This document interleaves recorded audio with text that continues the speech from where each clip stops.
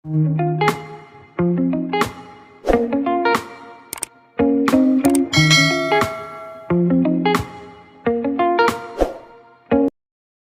guys! Gabi na, no? Kasi dadalhin ko si Lolo sa hospital. Kasi yung ubo niya, 2 linggo na, pabalik-balik. Yung oras na, magsi 7 PM na guys. Dadalhin ko siya doon para nabigyan siya ng tamang medisina. Bisita po namin yan. Galing Brazil. Dito po tayo. Here. Kasi hindi niya alam papunta doon. So, ako na lang magdala sa kanya. Si Lola na sa bahay. Kumain na yun. See you later, guys. Diba, guys? Madilim na. Basta kasama ko si Lola. Kasi balik-balik yung ubo niya at 2 linggo na eh. Kailangan na ng tamang gamot, diba? Oh.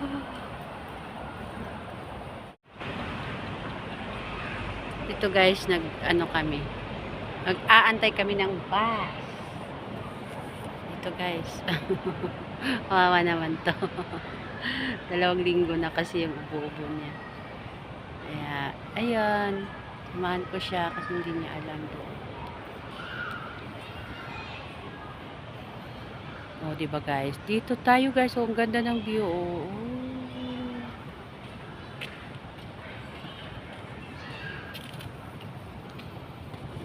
Opposite side guys, dyan sa loob, dyan ako nag-e-exercise. O, diba? Sa bus guys. Diba, mag-ride po ka. Guys, papunta na kami ng hospital ni Lolo. Gabi na, no? Hindi pa nga ako nakakain. Magluluto na sana ako. Pero si Lola kumain na sa labas.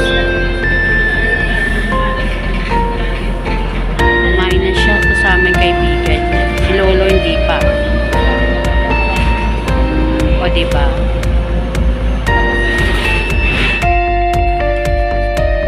Si Lolo. Bibigyan na siya ng tamang gamot. Waiting lang. O diba? Dito kami sa waiting area na may emergency.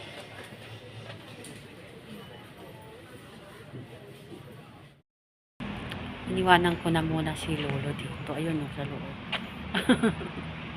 Kasi matagal pa. Ang daming pasyente. Walang kasamang Lola. Kaya, uuwi muna ako, guys. Kawawa naman yung isa doon. Walang kasama. Okay na yan siya. Kasi maubo lang naman yun. Dami kasi yung pasyente. Puro ubo. Naku, ingat-ingat tayo. Dahil yata sa weather. Haantay ako ng bus. Yan si Lolo. Ayun. Ayun. Alam niya na kung paano siya mo. Tinuro ko na. O, diba? Okay, guys. Ingat-ingat tayo. Kasi yung weather change. Humid too much, diba? So, ingat-ingat tayo, guys. Dito sa taga Hong Kong.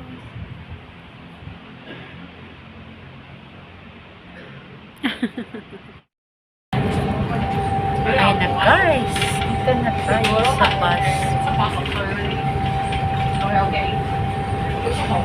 Ang oras na, 8 o'clock na.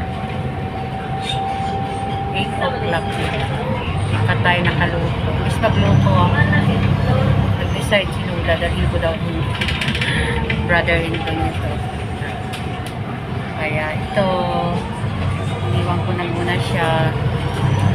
See you guys later. Nakaantok na. YouTube for more. Chiga more. O, diba? Thank you so much po sa lahat na nag-support. Mag-ride on tayo guys. Mag-trip to tayo guys. Trip to bus. Not trip to Busan, trip to Tongchong. Okay, see you later guys. Sabi ko sa bisita, Pag naligaw ka, pauwi, tawagan mo lang ako. Hahanapin kita sa kita kung saan ka napadpad. Hindi pa niya alam. Hindi niya alam kasi kung sino. Araw-araw naman siya lumalayas ng bahay, pero hindi dito sa Tokyo.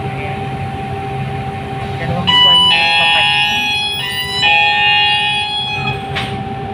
Galing Brazil. Nakakatuwa naman. Diba? Kawawa din.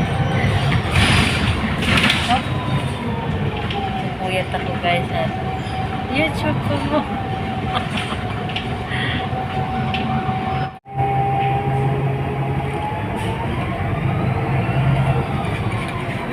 Gawa tuloy ako. Nakagawa ko sa ako. Kasi napalabas ng bahay.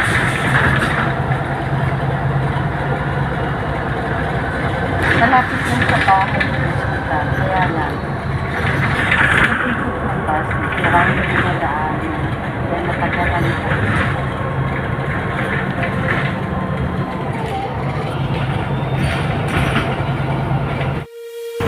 Sulong-sulong yung bus. Wala pa pa sa pasahero. Ako lang pa sa pinto eh. Punta pa to ng ano eh. Punta pa to ng Yatong area. Pick up ng passenger from the hospital. Ikot. Tapos balik ko sa Yatong. Ayan. Lumabas na ibang mga passenger. Ako na lang natira. Ulit maasan.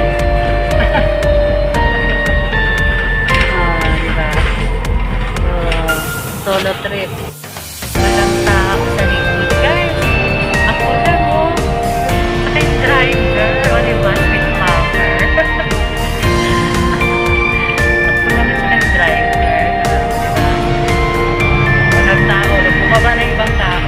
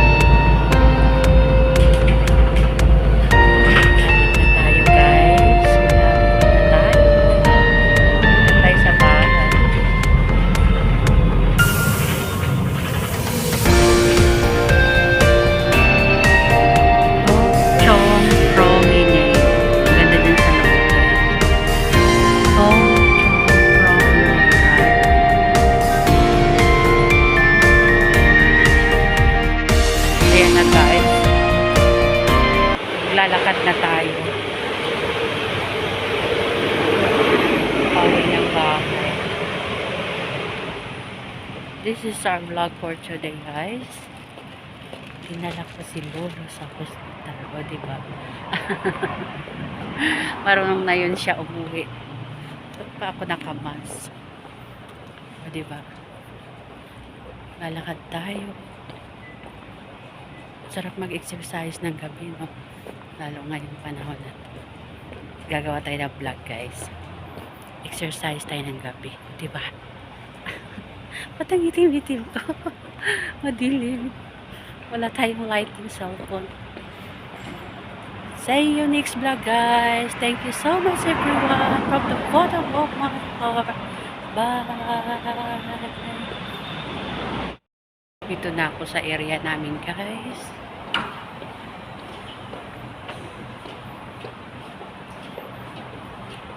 O, 8:30 na. Ang bilis ng oras.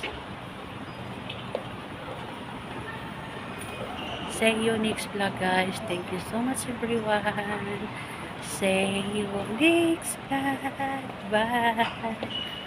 Smile.